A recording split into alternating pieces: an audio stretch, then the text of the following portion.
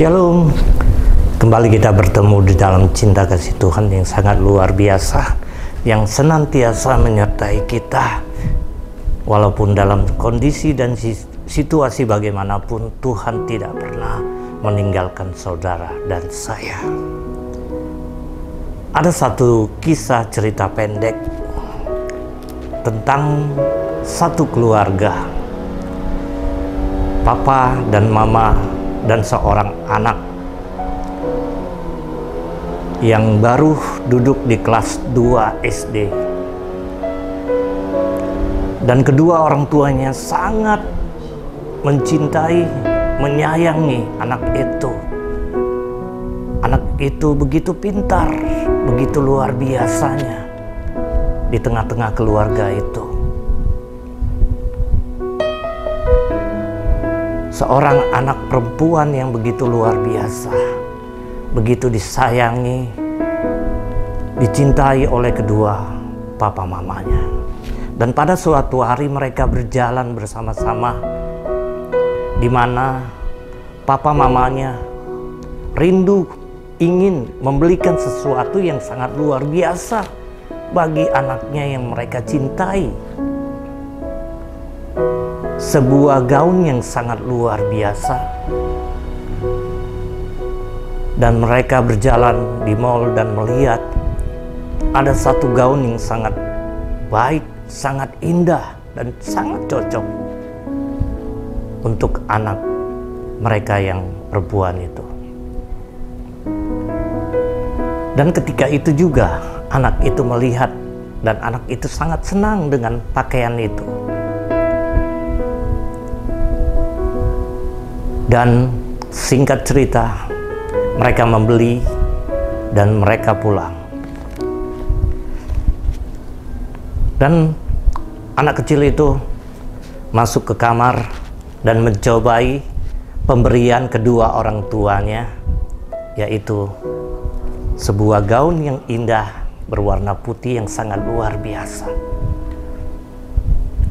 Ketika dia coba gaun itu, ternyata gaun itu agak begitu longgar di dalam tubuhnya ketika dia mencoba untuk memakainya.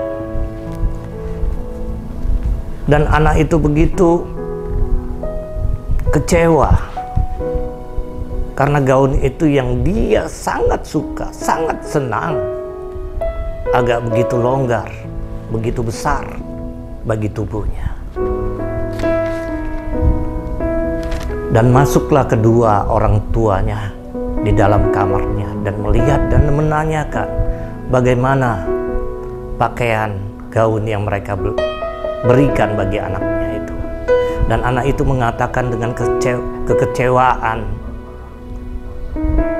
kepada kedua orang tuanya bahwa gaun yang dia impi-impikan itu, yang dia sangat suka, agak begitu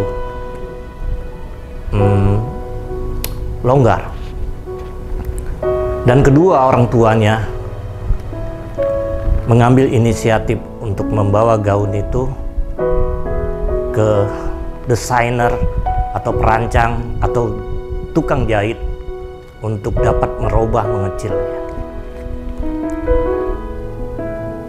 Singkat cerita, pakaian itu selesai dan dicoba kembali sama anak tersebut. Begitu dicoba, ada sesuatu yang ganjil di lengan, kedua lengannya mungkin begitu sempit.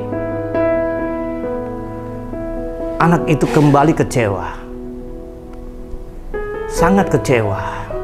Dia menangis, dia sedih bahwa pakaian begitu indah yang dia sukai tidak bisa dia pakai. Kembali dia berbicara kepada kedua orang tuanya. Kembali orang tuanya membawa pakaian itu ke tukang jahit atau desainer untuk merubah kembali untuk tangannya agak longgar. Dan apa yang terjadi yang ketiga? Pakaian itu Singkat cerita, dicoba kembali sama anak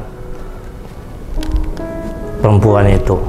Ternyata pakaian itu sangat luar biasa, pas sekali dengan ukurannya.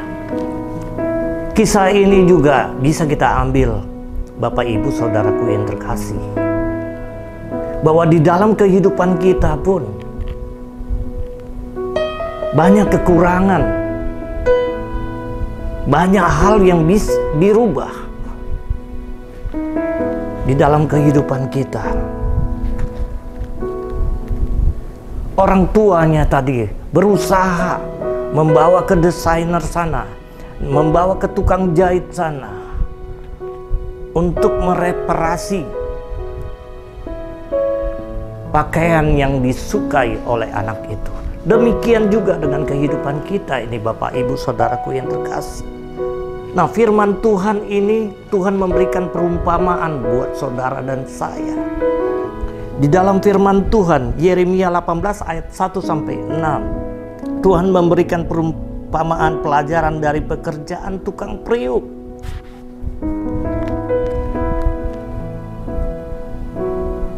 Tuhan memberikan perumpamaan agar kita dapat merenungkan firman Tuhan. Ketika kita mempunyai kehidupan yang tidak baik, yang mungkin sangat dibenci orang, tetapi percayalah, tidak ada sesuatu pun yang dapat merubah kita. Nah, firman Tuhan berkata, yang datang dari Tuhan kepada Yeremia bunyinya, pergilah dengan segera ke rumah tukang periuk. Di sana aku akan mendengarkan perkataan-perkataanku kepadamu. Lalu pergilah aku ke rumah tukang periuk, dan kebetulan ia sedang bekerja dengan pelarikannya. Apabila bejana yang sedang dibuatnya dari tanah liat di tangannya itu rusak, maka tukang periuk itu mengerjakannya kembali menjadi bejana lain menurut apa yang baik pada pemandangannya. Kemudian datanglah firman Tuhan kepadaku, bunyinya, masakan aku tidak dapat bertindak kepada kamu seperti tukang periuk ini, hai kaum Israel? Demikianlah firman Tuhan, sungguh seperti tanah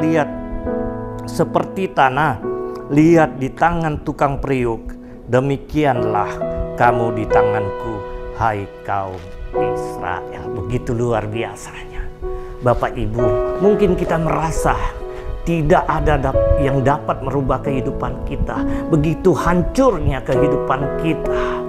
Tetapi hari ini Tuhan mau memberikan firman-Nya kepada saudara dan saya agar kita merenungkan. Tuhan rindu ada perubahan dalam kehidupan kita. Mari Bapak Ibu Saudaraku yang terkasih, jelas sekali di tangan Tuhan Dia bentuk bejana hidup kita yang baru. Nah, Tuhan memberikan pelajaran yang sangat luar biasa dari seorang tukang periuk ini. Ayat 4-6 yang memberikan pengertian, Tuhan memberikan kesempatan, memberikan waktu, harapan yang begitu indah bagi kita berubah dan untuk menjadi lebih baik dan benar di hadapan manusia, terlebih lagi khususnya di hadapan Tuhan. Tuhan itu sangat baik, sangat sayang. Tuhan selalu datang mengingatkan kita. Mungkin lewat firman-Nya Dia berbicara kepada saudara dan saya. Mungkin lewat khotbah pendeta-pendeta atau lewat pujian. Tuhan berbicara. Tuhan tidak pernah kekurangan ide untuk menjangkau hati saudara dengan kasih-Nya. Nah, firman Tuhan ini berjudul menata kembali kehidupan yang rusak menjadi benar. Dari kisah Yeremia ini, Tuhan memberikan perumpamaan seorang tukang priuk. Jelas sekali firman Tuhan mengatakan tadi ya Bapak Ibu, saudaraku yang terkasih. Ayat-ayat nanti Bapak Ibu dapat membaca ulang di saat kita mau merenungkan atau saat teduh. Mari kita bersyukur kita memiliki Allah Bapa Tuhan Yesus yang baik. Masih memberikan harapan untuk kita menata kembali kehidupan kita menjadi benar. Nah Bapak Ibu, dengan cara apa? Bagaimana caranya menata kembali kehidupan kita yang hancur, yang mungkin kita berpikir tidak ada lagi harapan. Tetapi sini Tuhan memberikan perumpamaan dan Tuhan mampu merubah bejana hidup kita yang rusak tadi menjadi bejana yang indah di tangannya. Hal yang pertama, ada 3 hal penting Bapak Ibu saudaraku yang terkasih. Hal yang pertama, jangan pernah berhenti berharap pada Tuhan. Jangan pernah berhenti berharap kepada Tuhan. Ya. Tahirkan hati kita. Jadi Bapak Ibu saudaraku yang terkasih, jangan pernah berhenti berharap pada Tuhan. Tahirkan hati kita. Mazmur 51 ayat 12 jelas sekali mengatakan, memberikan satu pengertian. Bahkan Amsal 4 ayat 23, karena dari hatilah yang memancarkan kehidupan kita, baik atau buruk, terlihat nanti dari sikap kehidupan kita. Tetapi Yohanes 7 ayat 38 berkata, memberikan arti yang sangat luar biasa. Orang yang menjaga hatinya akan mengalami hidup yang penuh berkat bagi dirinya maupun orang lain. Maka dari itu jangan pernah berhenti berharap pada Tuhan. Tahirkan hati kita. Jangan takut, masih ada waktu, masih ada harapan untuk kita menata kembali kehidupan yang rusak menjadi benar. Haleluya. Jadi jangan pernah berhenti berharap pada Tuhan untuk tahirkan hati kita, karena dari situlah terpancar kehidupan kita. Jadi Bapak Ibu saudaraku yang terkasih, kisah yang sangat luar biasa, cerita pendek tadi tentang satu keluarga yang mempunyai anak perempuan satu-satunya yang mereka cintai. Jadi Tuhan adalah desainer yang sangat luar biasa. Dia sangat mengerti kekurangan kita. Dia sangat mengerti keterbatasan kita. Jadi Bapak Ibu saudaraku yang terkasih, kita jangan merasa kita mampu, kita bisa, kita kuat. Tuhanlah yang tahu apa yang menjadi kekurangan, keterbatasan kita, kemampuan kita. Mari kita bawa kehidupan kita di dalam tangannya. Dia mampu membentuk yang rusak menjadi yang baru, yang buruk menjadi yang benar. Poin yang kedua, jangan menjauhkan hati kita dari Tuhan. Ini sangat penting Bapak Ibu saudaraku yang terkasih. Kalau hal ini kita lakukan dengan kemauan kita akan timbul masalah. Kita tidak akan kuat, kita tidak akan mampu untuk mengubah kehidupan kita, menata kembali menjadi hal yang baik dan benar. Maka dari itu jangan menjauh hati kita daripada Tuhan.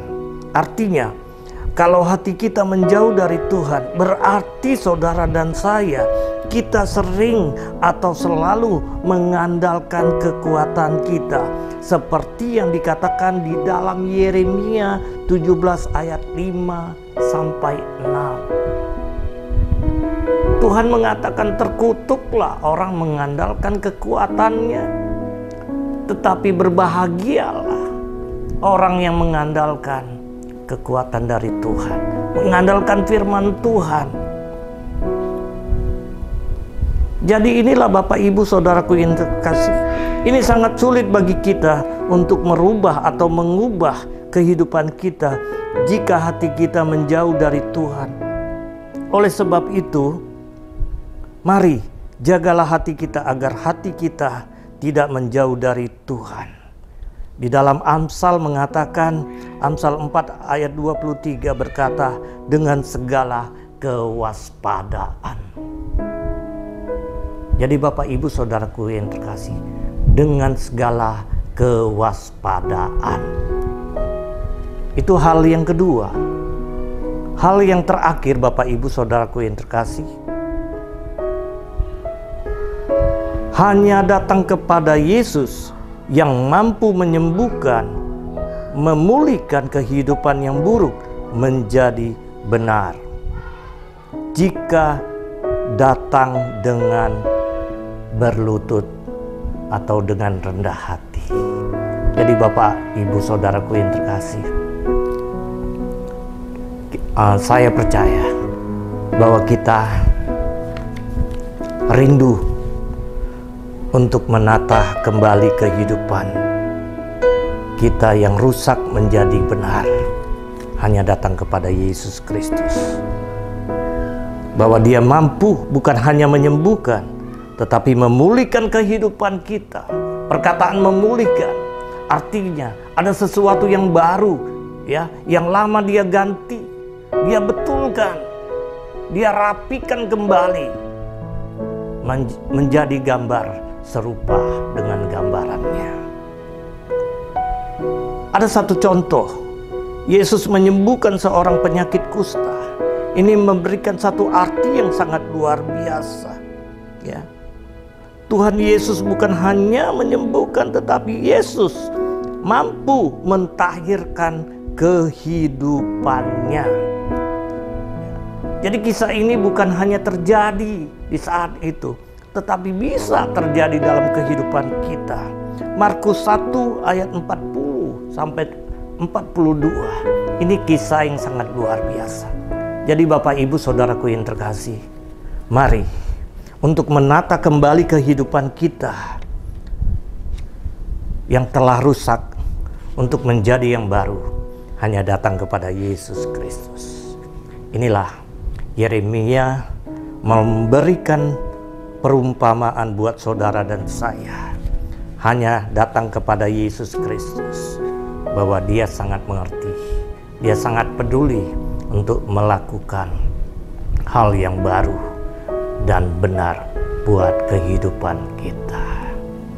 Biarlah firman Tuhan ini menjadi pegangan hidup kita untuk menata masa depan, menata kehidupan kita yang dulu menjadi yang baru.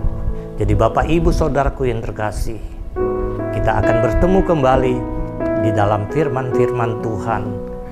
Minggu depan, bulan depan, kita tetap di dalam Yesus Kristus. Tuhan memberkati. Shalom.